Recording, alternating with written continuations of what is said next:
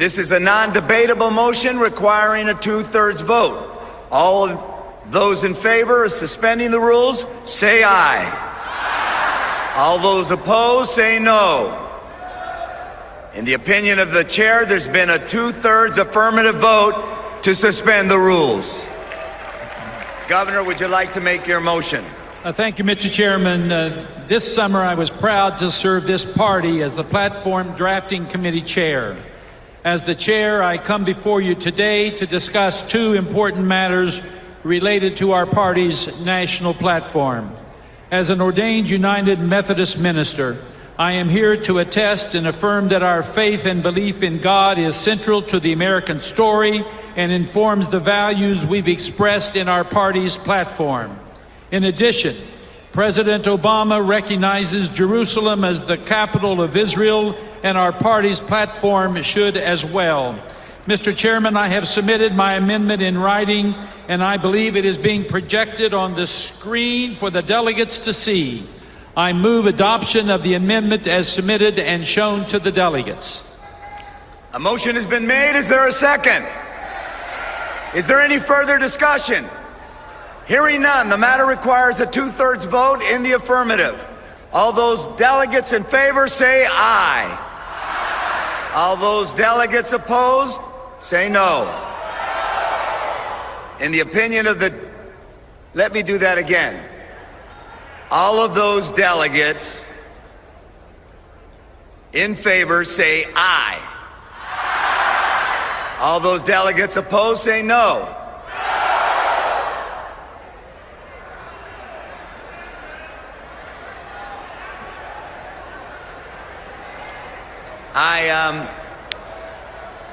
I guess.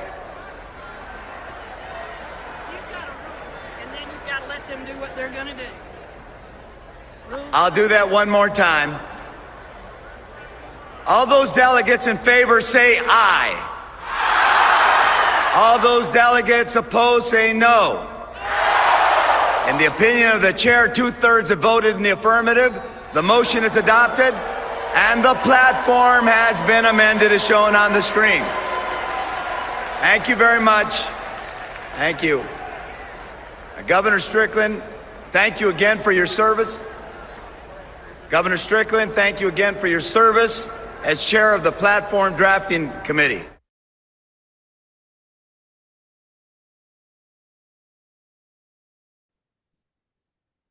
"35 years ago, I said, you don't have to be a Jew to be a Zionist, and I'm a Zionist." And by the way, you don't have to be a Jew to be a Zionist. I've taken all my children when they turned 14 years of age, my 3 children who lived and my 5 grandchildren. When they're 14 years old, I put them on a plane, I take them to Dachau, because I want them to see. I want them to spend the day there and see. Can't pretend you don't know. Silence is complicity.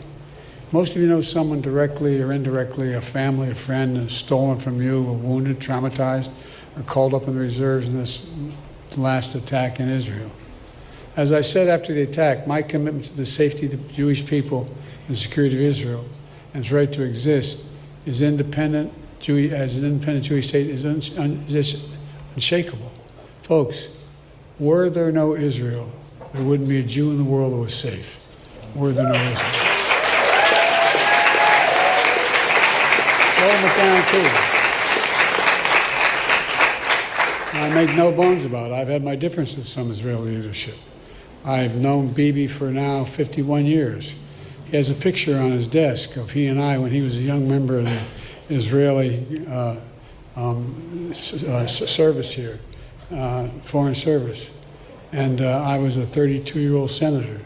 And I wrote on the top of it, "Bibi, I love you, but I don't agree with a damn thing you have to say."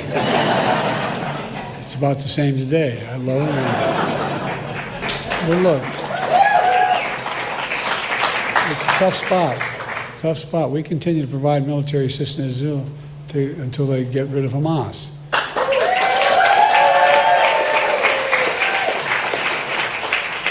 But we have to be careful. They have to be careful. The whole world's public opinion can shift overnight. We can't let that happen.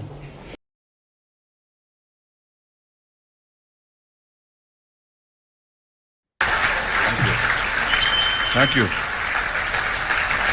Thank you. Toda rabba. Thank you.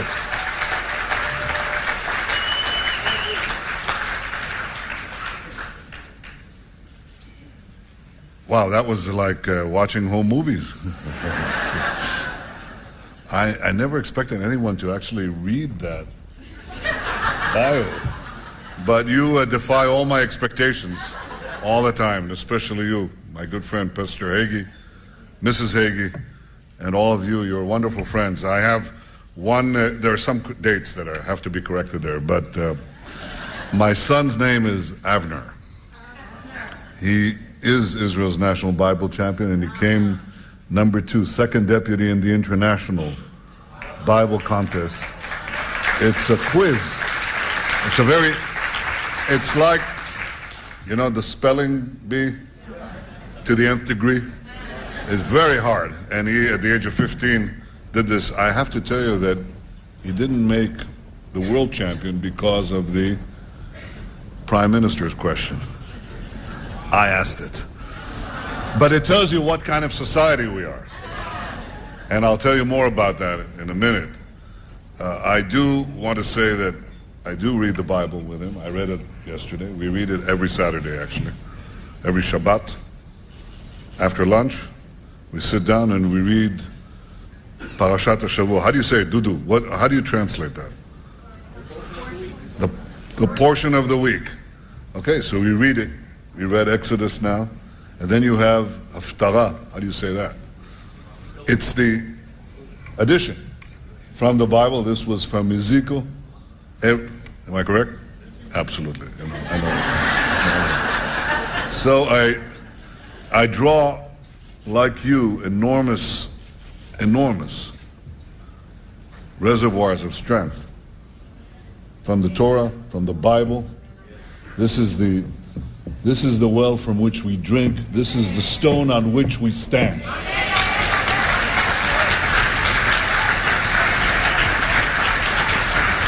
Those eternal and undivided capital, Jerusalem. And I want to thank all of you for standing up for the one and only Jewish state.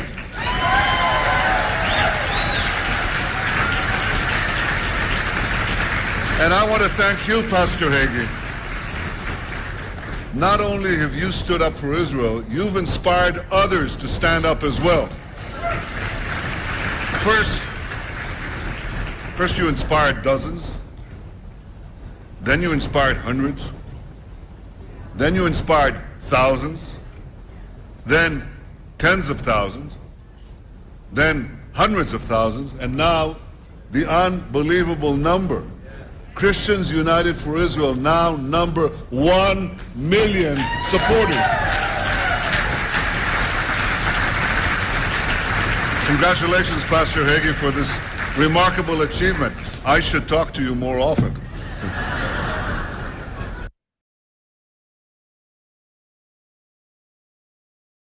Greetings from Jerusalem, the eternal and undivided capital of Israel. I wish I could be with you live, physically there. I can't. I wish I could be with you live on the satellite. I can't do that either. So I'm with you in a taped message, but with all my gratitude and with all my best wishes to all that you do for the state of Israel. First and foremost, I want to thank you, Pastor Hagee. Thank you for your unwavering friendship. Thank you for your decades of forceful leadership. And thank you for your foresight in mobilizing millions of Christians to stand in solidarity with Israel. I want to thank all of you at CUFI who work day in and day out to support Israel and to strengthen the great alliance between Israel and the United States. In the past few years, I've worked closely with President Trump and his team to strengthen that alliance, which today is stronger than ever. I want to thank President Trump for all he has done for Israel. Israel has never had a better friend in the White House. Israel's security has been strengthened immeasurably by President Trump's bold decision to withdraw from the dangerous nuclear deal with Iran. The Iran nuclear deal was a farce. It allowed Iran to shorten the breakout time for nuclear weapons and to develop ballistic missiles to carry nuclear payloads. It gave Iran billions of dollars to fund its campaign of conquest and carnage and terror. When President Trump took office, Iran had the wind in its back. Today, Iran faces a massive headwind of pressure. We in Israel have certainly done our part to confront Iran's aggression. We have acted to stop Iran's entrenchment in Syria. We have acted to stop Iran from arming Hezbollah with precision-guided missiles. And we are as determined as ever to prevent a regime that vows to wipe out the one and only Jewish state from ever developing nuclear weapons.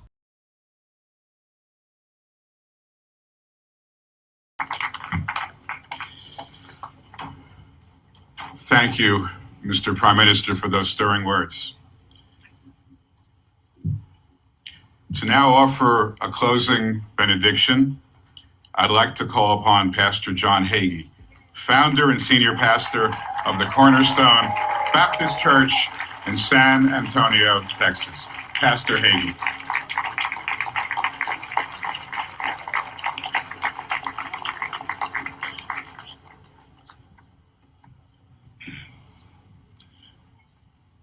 Can we stand?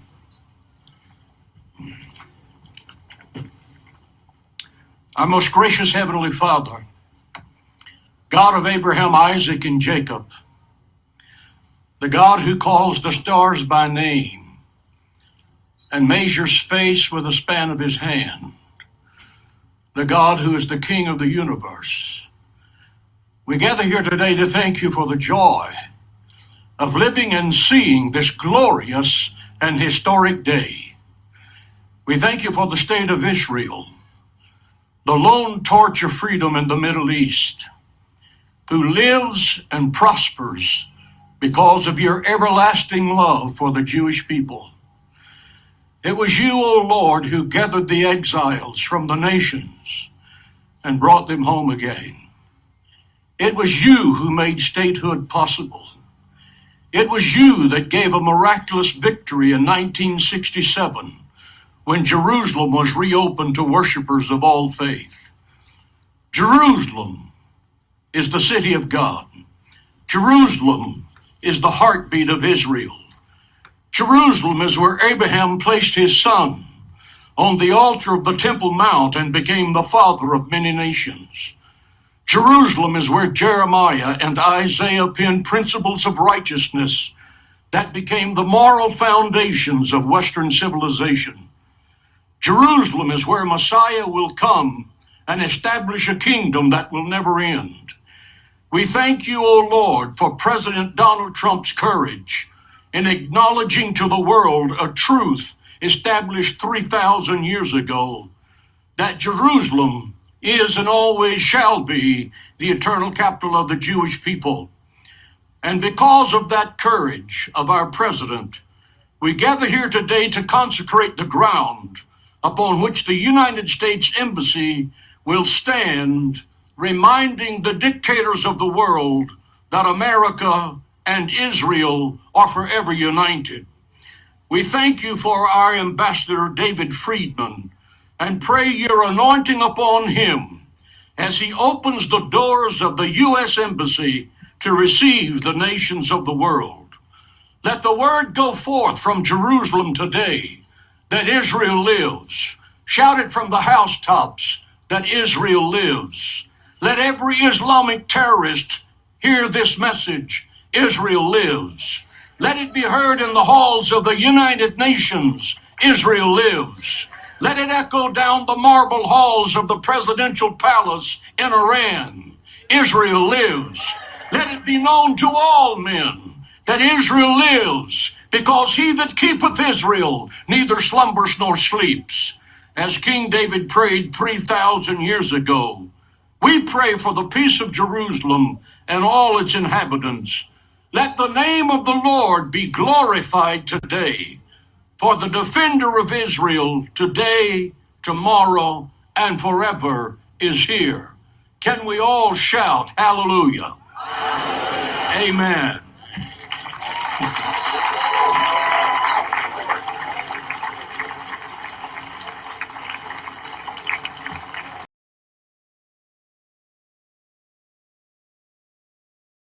Look, AIPAC, when I ran for the Senate, AIPAC didn't support me.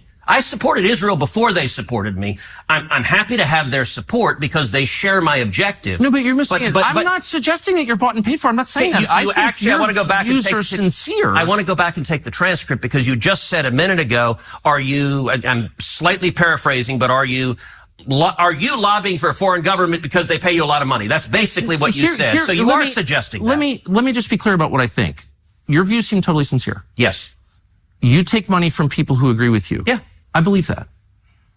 I even take money from people who disagree with me. I'm only trying to get to the question of to what extent is the U.S. government influenced by other governments? And it's a lot. Of course. It's hardly just Israel. It's hardly just Israel. I don't think Israel's the main one. There are lots of governments. China is a massive influence on this city. And it's a huge problem. As you know, I couldn't agree more. And there are lots of other. The UK, which is a truly sinister place, in my opinion, as a ethnic Brit, I can say. I think that's my view. Maybe you disagree. I think they're on the wrong path. I love the Brits, but their government is gone off the rails. Without even getting into that. I'm just saying I don't think Israel's the only one. But it's the only one where you're instantly called an anti-Semite for asking questions. And it's also the only government that no one will ever criticize. And I find criticize Israel every minute of every day. Like the only government that people will not criticize, Rashida Tlaib just tweeted out calling Benjamin Netanyahu a war criminal. Rashida Tlaib? No. You said no one will criticize. No, I'm talking about Republicans that I would vote for, including you. And I'm saying, whatever. I don't even like talking about Israel. What I care about, I never do because it's not worth being called anti-Semites from AIPAC recipients. But now we're on the verge of joining a war, and I just want to be clear about why we're doing this. All right, so, and let's get into Iran momentarily, but you suggested it was a strange thing that I said a minute ago that when I came into the Senate, I resolved that I was going to be the leading defender of Israel. And what you didn't ask is why. So let me tell you why. No, you said I was obsessed with Israel, and you had just told me that your driving motive to get to the Senate was to defend Israel. I'm like, I don't think I'm the one who's obsessed with Israel. Okay, so Tucker, words matter. Uh-huh. And you know that. I said I resolved to be the leading defender of Israel, and you said your driving motive, the reason you're in the Senate. You want to be the leading defender of Israel. I would think if I ran for Senate, I'd be like, there are people dying of drug ODs on the street. My driving motive is to fight for Texas and America, and to fight for jobs, and to fight for the Constitution. And you played a very, very careful word game of a lie to you. You're the one who said it, not me. So you still haven't asked why, but I'm going to tell you why. Okay. And the reason is twofold. Number one, as a Christian, growing up in Sunday school, I was taught from the Bible, those who bless Israel will be blessed, and those who curse Israel will be cursed. And from my perspective, I want to be on the blessing side of things. Of those who bless the government of Israel? Those who bless Israel is what it says. It doesn't say the government of, it says the nation of Israel. So that's in the Bible. As a Christian, I believe that. Where is that? I can find it to you. I don't have the scripture off the tip of my... You pull out the phone and use the Google. It's in Genesis. But so you're quoting a Bible phrase. You don't have context for it and you don't know where in the Bible it is, but that's like your theology? I'm confused. What does that even mean? Tucker. I'm a Christian. I want to know what you're talking about. Okay. Where does my support for Israel come from? Number one, because biblically we're commanded to support Israel. But number two... Hold on. Hold on. You're a senator and now you're throwing out theology, and I am a Christian and I am allowed to weigh in on this. We are commanded as Christians to support the government of Israel? We are commanded to support Israel. And what does that mean, Israel? We're told those who bless Israel will be blessed. But hold on, define Israel. This is important. Are you kidding? This is a majority Christian country. Define Israel? Do you not know what Israel is? That would be the country you've asked like 49 questions about. So that's what Genesis, that's what God is talking about. The nation of Israel, yes. So is that the current borders, the current leadership? He's talking about the political entity called Israel? He's talking about the nation of Israel. Yeah, nations exist, and he's discussing a nation. A nation was the people of Israel. Is the nation They're the descendants God's referring of Abraham. to in Genesis, is that the same as the country run by Benjamin Netanyahu right now? Yes. It is. Okay. And by the way, it's not run by Benjamin Netanyahu as a dictator. It's a democratic country that elected. He's the prime minister. Right. What? But just like, America is the country run by Donald Trump. No, actually, the American people elected Donald Trump. The same principle is there. This is silly. I'm talking about the political entity of modern Israel. Yes, and that is believe Israel. That's what God was talking about in Genesis. I do, but that country's existed since when? For thousands of years. Now, there was a time when it didn't exist, and then it was recreated just over 70 years ago. I'm saying, I think most people understand that line in Genesis to refer to the Jewish people, God's chosen people. That's not what it says. Okay, Israel, but you don't even know where in the Bible it is. So I don't know if we can... I don't remember the scriptural citation. But, okay, It's like Genesis 16 or something like that. But yes, it's in the earlier part of the book. But the point is... All right, Tucker, you keep interrupting me before I finish my sentence. It's just important to know what you're talking about. I don't know what you're... So you're saying as a Christian, if I believe in Jesus, I have to support the modern state of Israel? No, I'm not saying that. I'm explaining for me what my motivation is. But okay, so I'm just trying to understand. You said God tells you to support the modern state of Israel in the Bible, in some place in the Bible that you heard about, but you don't know where it is. That's your theology? You're going back, am I a sleazy feline again? I mean, if you accuse me of anti-Semitism again, I will say that, but I don't think you will. Try to be a little less condescending. I'm trying to have a conversation. Condescending. You're throwing this stuff out, and it's my job to figure out what you're talking about. Okay, but I don't understand. But you're not letting me. Okay. I'm sorry. I want to be polite. That is, for me, a personal motivation, but I also, what I was about to say, I don't believe my personal faith, not everyone who I represent is a Christian. It's not an argument for me to give that we should do this because of my faith. And so as an elected official, I don't give that as the reason we should support Israel. That is a personal motivation for me, but I don't think it is the reason we should. The reason that I am the leading defender of Israel is because Israel is our strongest ally in the Middle East, an incredibly troubled part of the world, and supporting Israel benefits America. And the clearest illustration of that is what is happening right now.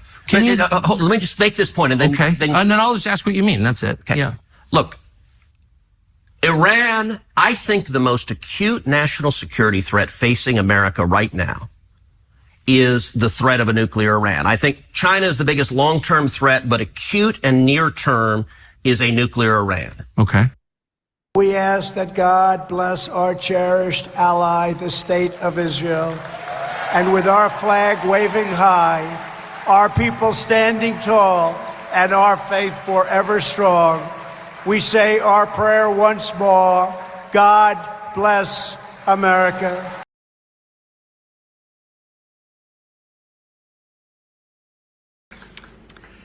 What an honor to be here for this incredible ceremony. Mr. Prime Minister, Secretary Rubio, all of the wonderful people who made this possible by their generosity, contributing to something that is historic and something that is a living memorial of what God has done. It was 4,000 years ago here in this city on Mount Moriah where God chose his people. He not only chose a people, but he chose a place. And then he chose for the people in this place a purpose. The people were the Jewish people. The place was Israel. And the purpose was to be a light to the world and to show that we don't have to look for God because he is looking for us. And that is what so separates the long history of why this city is so important. It's also a reminder to us that this little bitty sliver of real estate on the vast planet Earth is the most contested piece of land in all of human history. Not because of just those who want it, but because of those who don't want the Jewish people to have it. But tonight, something is extraordinary that we celebrate. For 3,000 years ago, David established his kingdom here. And 2,000 years ago, the world, through the Romans, decided we'll get rid of the Jews. And they destroyed this place. And they scattered the Jewish people across the planet. But that wasn't the end of the story. Tonight, we're sitting here because the story is not just alive. It's more alive than perhaps it has been in the 4,000 years that God chose his people, his place, his purpose. And it is an extraordinary thing to behold. Tonight, I'm reminded of the day that the embassy was dedicated in 2018, I was so grateful to President Trump for making the bold and courageous decision that despite all of the opposition across the planet, he was going to move the U.S. Embassy to Jerusalem, as he should. Other presidents promised it, but they always found a reason to back away. President Trump made a promise, and he kept the promise. And on the day that we were here, and I was overwhelmed with emotion as I sat at the dedication of the embassy having moved to Jerusalem, there was a young man in the crowd, and he was exuberant.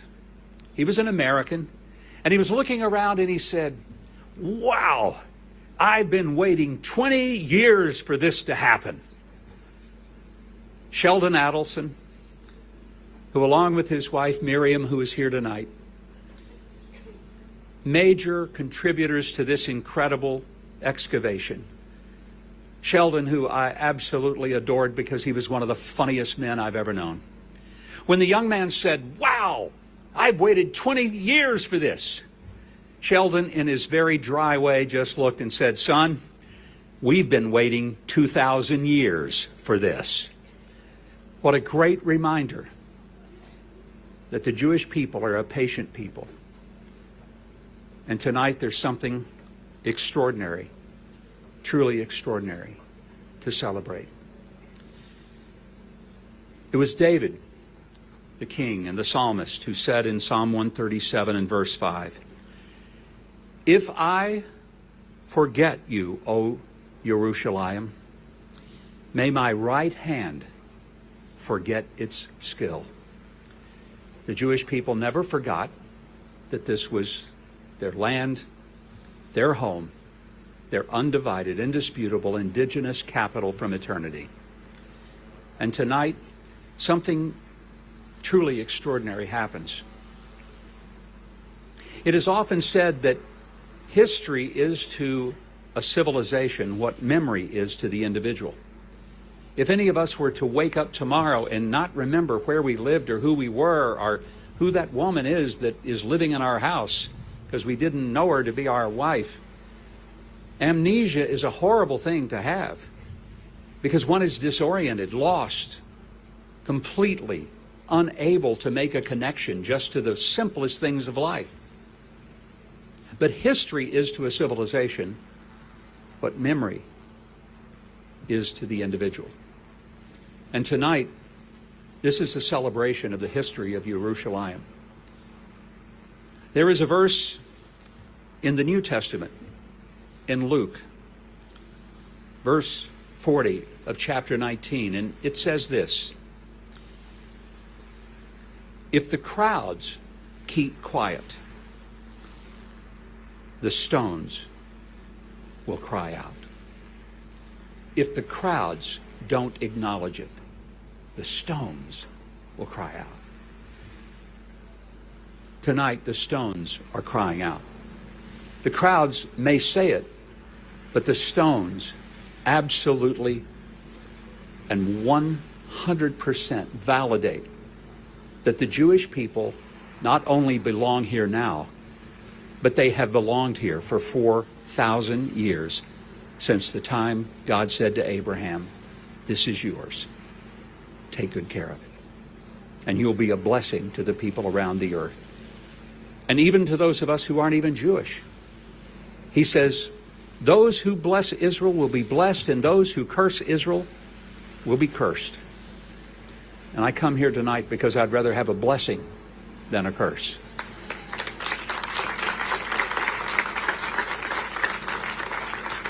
I recognize that this extraordinary excavation is not just dust and stone. It is a living speech in which God is crying out through the very stones to say to the world, this magnificent excavation, this extraordinary piece of archaeological mastery is a validation and a truth, and it is shouting from the top of the mountain that this is indeed the eternal home of the Jewish people, the Jewish state, and the people who rightly belong here. And tonight the rest of the world comes to say, welcome home. And may no one ever, ever attempt to take your home from you. It is yours. And those of us who are not Jewish, we thank you for giving all of us a foundation of morality and decency and civilization upon which our own faith is built, for without yours, we don't have one. As I often tell my Jewish friends, you can be Jewish, you don't need me. But I cannot be who I am in my faith without the debt of obligation that I owe to you for having listened to God and been willing to be obedient to Him when He called you to this place as His people for His eternal, everlasting purpose. And I salute you and join you tonight in the celebration of this wonderful, magnificent, incredible reminder that God never has been finished with Israel, and He never will be. This is the eternal home that He has chosen. God bless you all.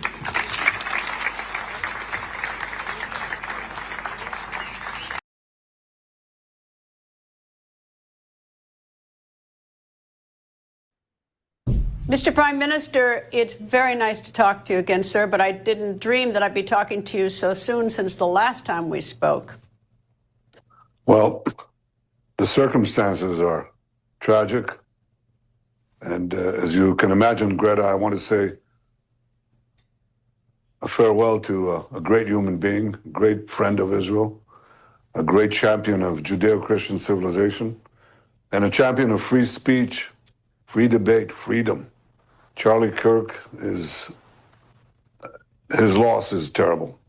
And we grieve for him, for his wife, Erica, for his two beautiful children, and for the many, many, many people who will not hear his voice. His legacy, yes, but his unique voice, that's gone. You know, you didn't just read about him. You actually knew him. He wrote you a very personal letter in May, and I think you just spoke to him recently. Am I right?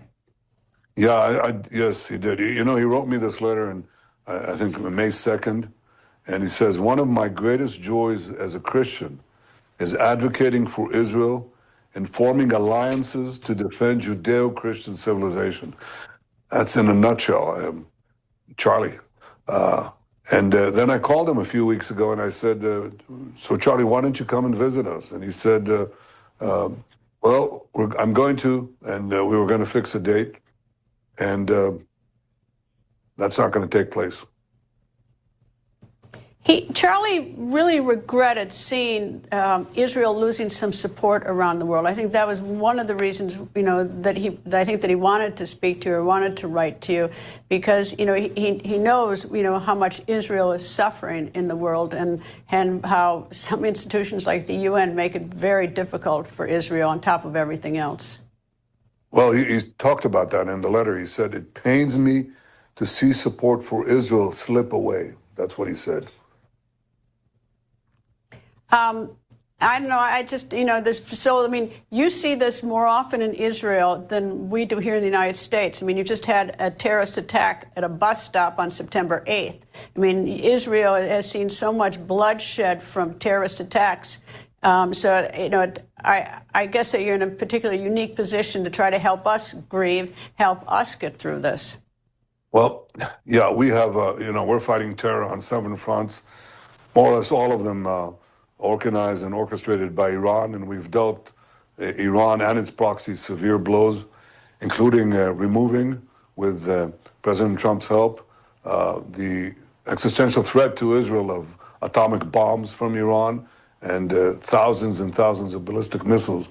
But we continue the battle against terrorism, and as you say, just a few days ago we had 6 innocent civilians mowed down by Hamas-inspired terrorists in Jerusalem. So, yes, we fight it on all fronts. But I think there's something else going on here. Look, the radical left the ultra-left, has joined forces with radical Islam. And they are constantly attacking our civilization. That's what Charlie understood. There's an attack on Western civilization. There's an attack on our common Judeo-Christian heritage. And when these people attack us, they try to silence us. They tried to kill President twice, to assassinate President Trump twice. They tried to assassinate me. They fired mortars of flare mortars at my home, nearly burnt it, nearly killed, burnt alive a security guard. We found out that they actually had plans, concrete plans, to murder me. They called for the murder of not only me, but my wife, my kids. So there's this incitement of terrible propaganda that we see here and we see in the United States against the leaders of two democracies. And, you know, what do they say? They say, Trump is Hitler. Right, Trump is Hitler. Give me a break. I'm Hitler. And if you have a Hitler leading your country, well, you know, you can kill Hitler. And if you can't kill Hitler, kill those who support Hitler, which is, and we're, of course, dictators. We don't get elected time and time again with, you know, democracy, democratic vote. So we're despots. We're Hitlerian, so they say, and they have to kill us. And so they try to kill us. They foment so much of this propaganda.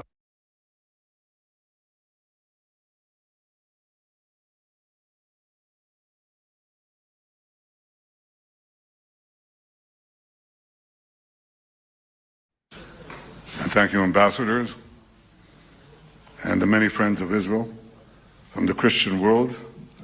This is the city and the land where it all began.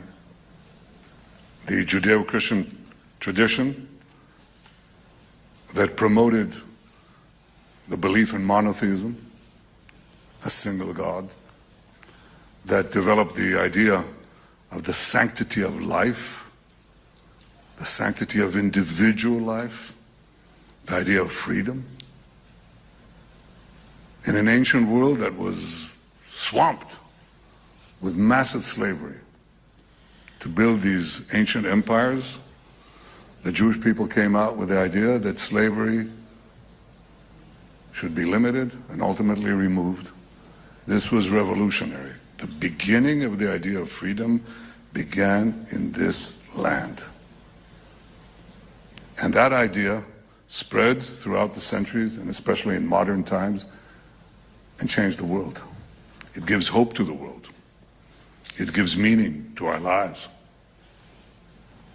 It gives a bond between the world's greatest democracy, the United States of America, and the world's vibrant democracy here in Israel.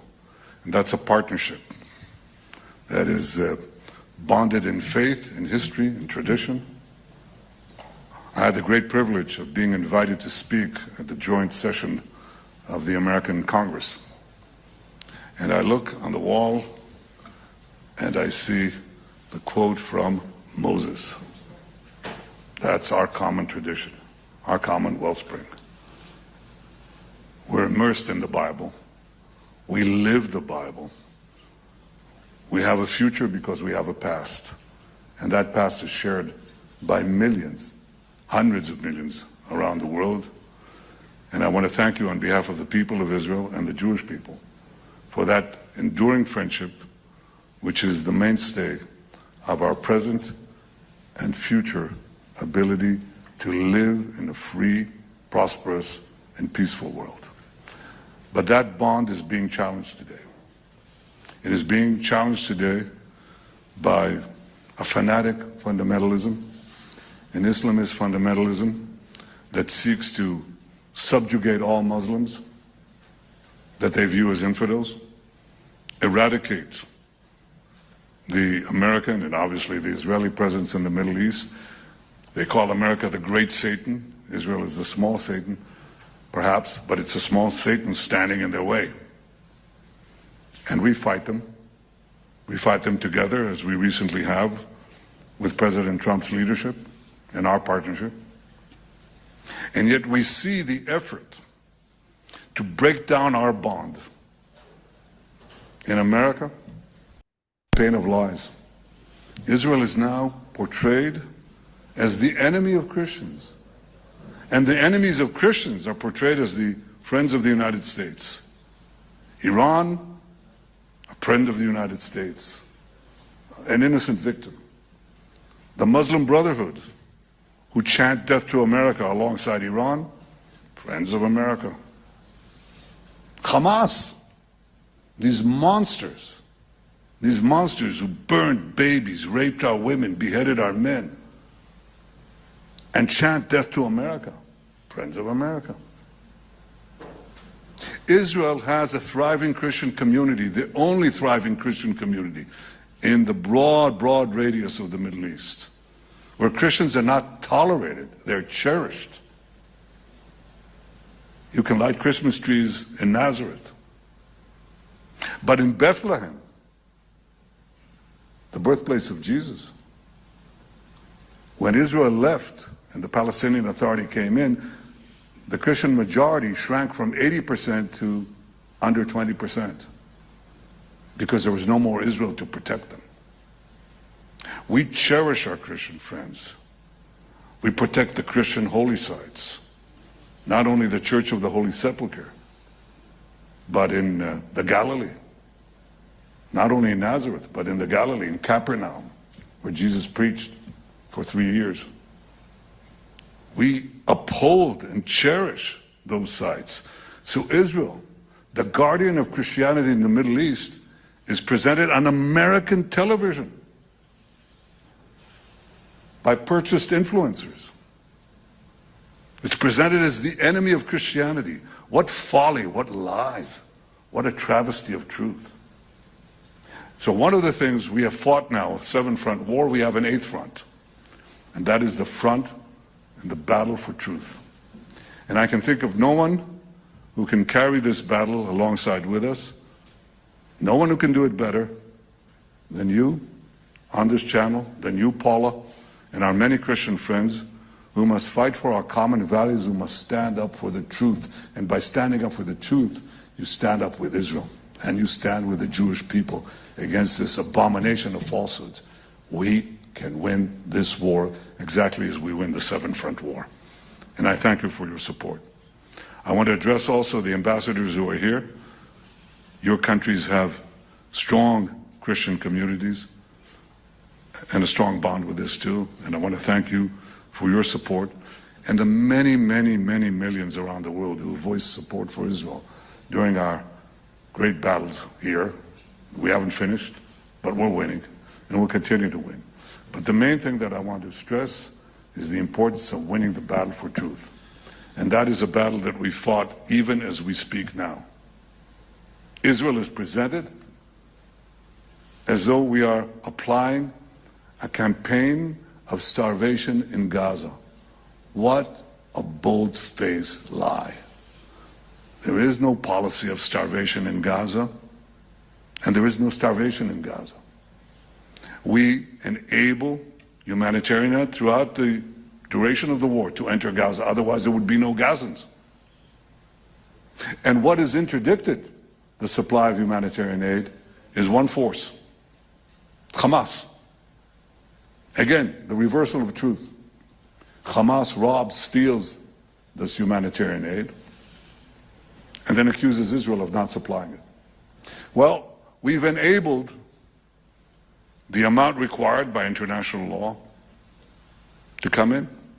There are hundreds and hundreds of trucks loaded with tons. So far, we've supplied 1.9 million tons of food since the beginning of the war. Almost 2 million tons.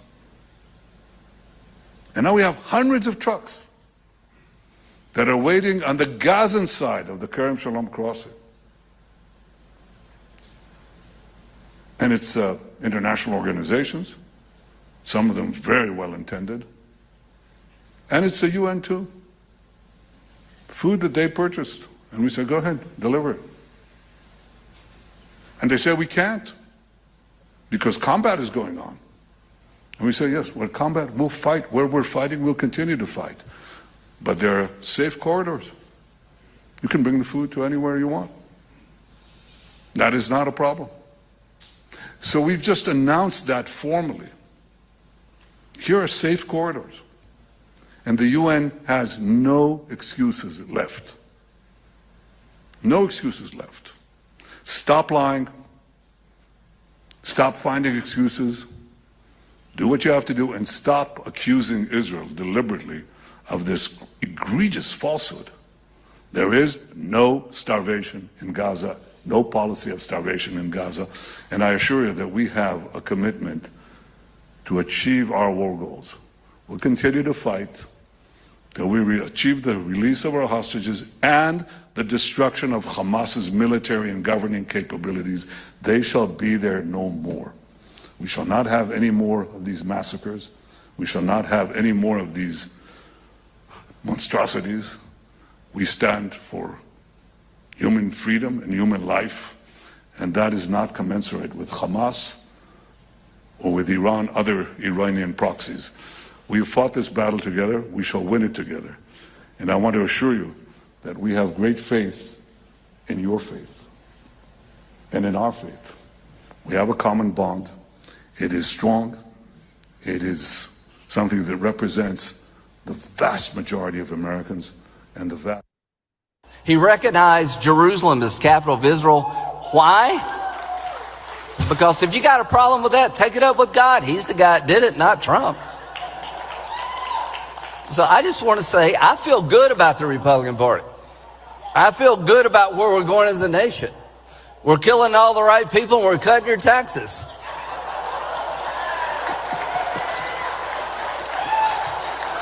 Trump is my favorite president. We've run out of bombs. We didn't run out of bombs in World War II.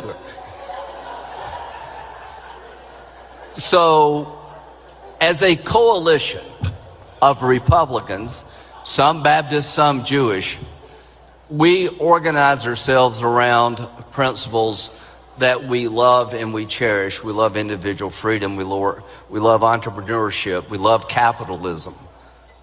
We love Israel.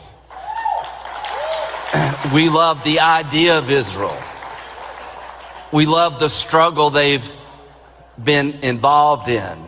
We love them, helping them because you're helping yourself. So to those who worry about these stupid interviews and far off places, don't worry. The Republican Party has figured it out when it comes to Israel. We understand that Israel is a friend of America to the bitter end. We understand that God blesses those who bless Israel. And where I come from, I figured that crap out when I was 6 years old. God bless you. Thank you very much.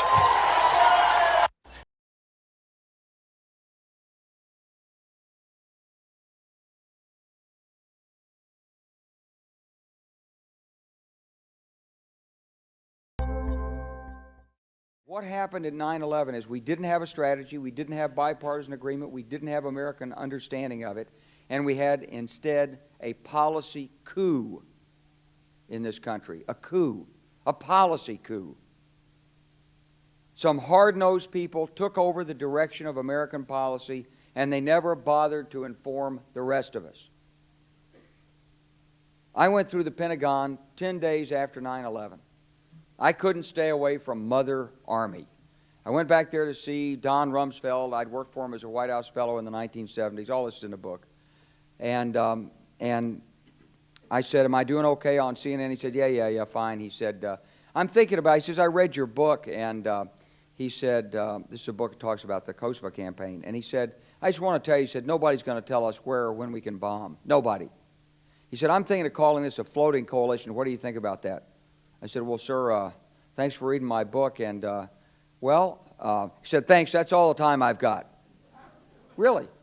And I went downstairs. I was leaving the Pentagon, and an officer from the Joint Staff called me into his office and said, I want you to know, he said, sir, we're going to attack Iraq. And I said, why? He said, we don't know.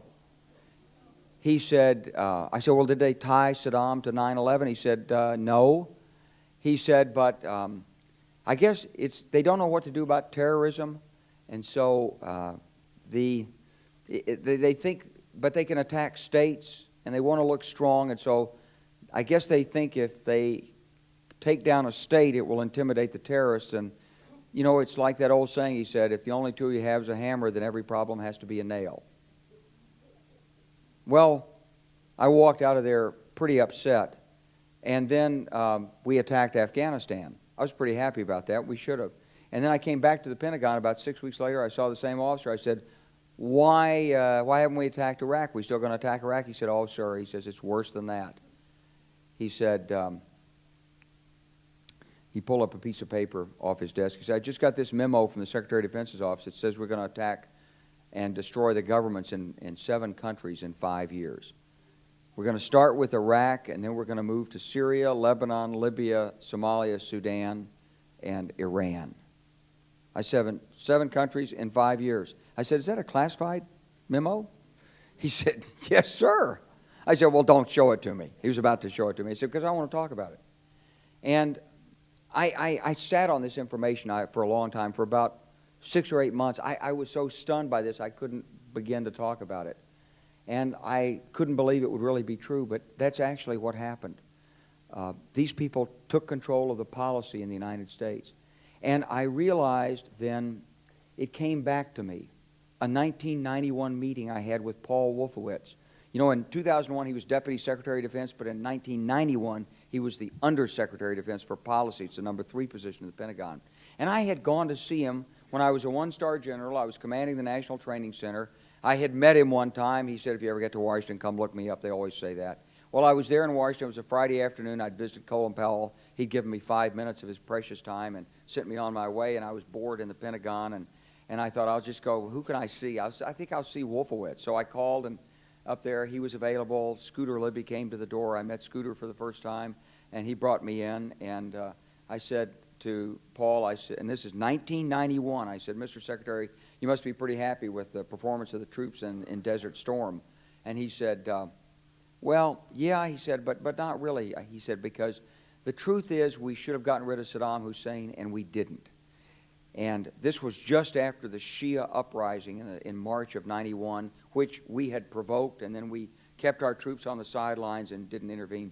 And he said, but one thing we did learn, he said, we learned that we can use our military in the region, in the Middle East, and the Soviets won't stop us. He said, and we've got about 5 or 10 years to clean up those old Soviet client regimes, Syria, Iran, Iraq, before the next great superpower comes on to challenge us. And it was like, you know, I'm coming out of the Mojave Desert. I've been training troops. I haven't been thinking geostrategy for some time. And suddenly a guy just sort of shoves this nugget at you. Well, you remember it. It was a pretty stunning thing. You mean the purpose of the military is to start wars and change governments? It's not to sort of deter conflict? We're going to invade countries? And, you know, my mind was spinning. And I put that aside. It was like a nugget that you hold on to. This country was taken over by a group of people with a policy coup. Wolfowitz and Cheney and Rumsfeld, and you could name a half dozen other collaborators from the Project for a New American Century. They wanted us to destabilize the Middle East, turn it upside down, make it under our control. It went back to those comments in 1991. Now, did anybody ever tell you that? Was there a national dialogue on this? Did senators and congressmen stand up and denounce this plan? Was there a full-fledged American debate on it? Absolutely not. And there still isn't. And that's why we're failing in Iraq. Because Iran and Syria know about the plan. All you have to do is read the Weekly Standard and listen to Bill Kristol, and he blabbermouths it all over the world. Richard Pearl the same way. They could hardly wait to finish Iraq so they could move into Syria. It was like a laydown. Oh, our legions are going to go in there. This wasn't what the American people voted George Bush into office. Well, they didn't actually vote him into office, but it wasn't what many of the people who...